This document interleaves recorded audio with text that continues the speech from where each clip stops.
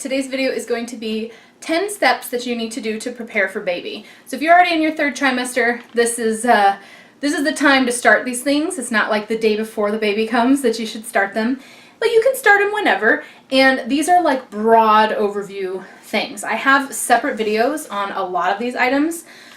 So let's go ahead and get started. I'll just name them and then I'll break them down for you.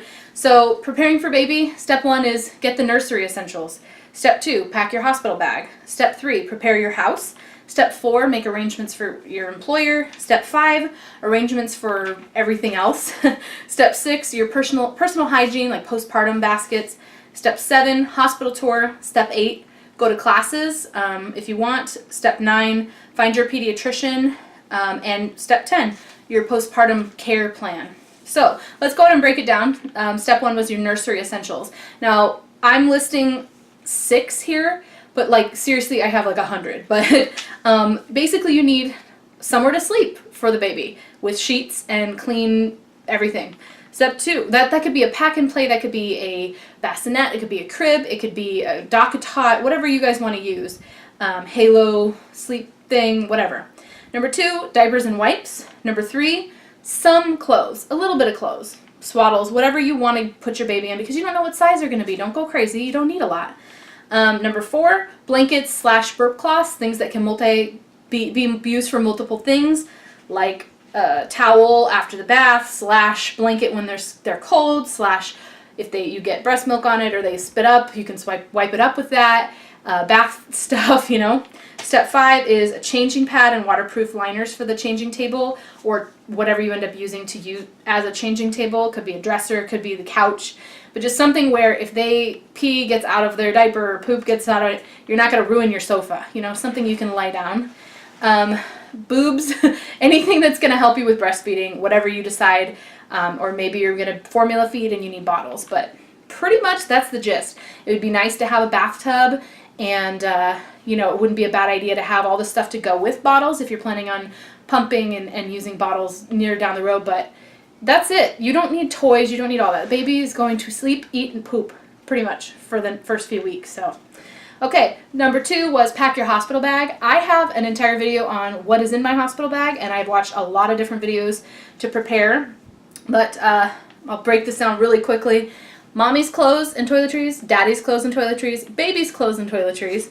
Number 4 is entertainment. So whatever you plan to do, deck of cards, your phone, your coloring book and crayons, markers, a book, DVDs to watch while you're in the hospital if you're in long labor. Number 5 is utility stuff. Chargers, an extension cord for your laptop, your cords, your dollars, like money for the vending machine, snacks, anything like that. Like I said, I have a video on that, so I won't dwell too much on it. Number 3 of the 10 steps for preparing for baby is prepping the house. So if you know you're going to go into labor soon, just make sure you have groceries in the house, frozen, fresh, pantry, whatever, snacks. Set up little snack stations upstairs so that if you're nursing, you know, you have a protein bar upstairs in case you need it. Number 2 is clean. Have your house in a nice state of clean when you leave for the hospital. Maybe you're the kind of person who normally like puts it off till Saturdays to clean your house. Just do a little bit more than you normally would every single day so that when you get home from the hospital, you're not like immediately like, ugh, I have to do the floors, or ugh, my house is so dusty, or whatever. Number 3, set up your changing stations around the house. So if you're going to have one upstairs in the nursery and one downstairs, or if you're going to have one in the nursery and one in the master bedroom, one in the living room, whatever you're going to do. Number 4, set up a sleeping area for the baby, whether that's downstairs, upstairs, nursery, master bedroom, whatever, wherever you're going to put the baby, have a place so that when you get home from the hospital and you got your baby in the little car seat and you're carrying him in, and your first time you're ready to put the baby down, you don't want to have to be like, honey, can you go get the bassinet, or can you go get the pack and play? You know, just have a place to put the baby when you get home. And number 5 is laundry. Keep up on your laundry. Don't have 2 weeks worth sitting there ready to be put away. Just wash it, put it away same day so that you're always ready. In the event that the baby comes, you don't have to do laundry other than the baby's laundry. Number 4, make arrangements with your employer. That is maternity leave, time off, insurance, FMLA, Family Medical Leave Act, short-term disability, what to do when you're in labor, who to notify, what to do when you want to go back to work, who to notify, when the baby's here so that you can start your claim for disability or whatever. Just get all that arranged. Call your HR department, talk to your HR person, ask your boss, whoever, a coworker that you know that has had a baby with the company recently.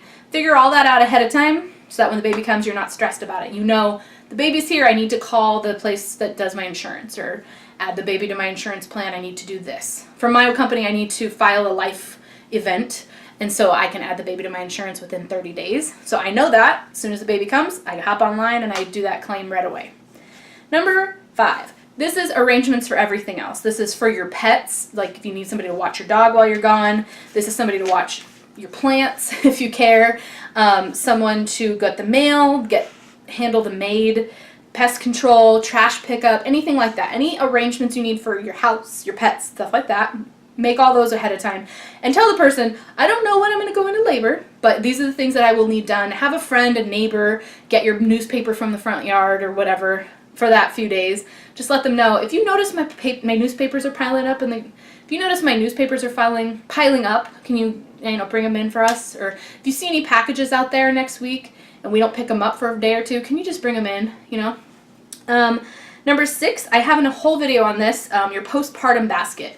This is pads, panties, belly bands, anything that you might need, hemorrhoid stuff, stool softeners, pain relievers, whatever you might need for postpartum care when you get home. You don't want to have to send your husband to the hospital to get pads, or send your husband to the grocery store to get pads for you. You never know what they're going to come home with, and save them the embarrassment. Get them yourself.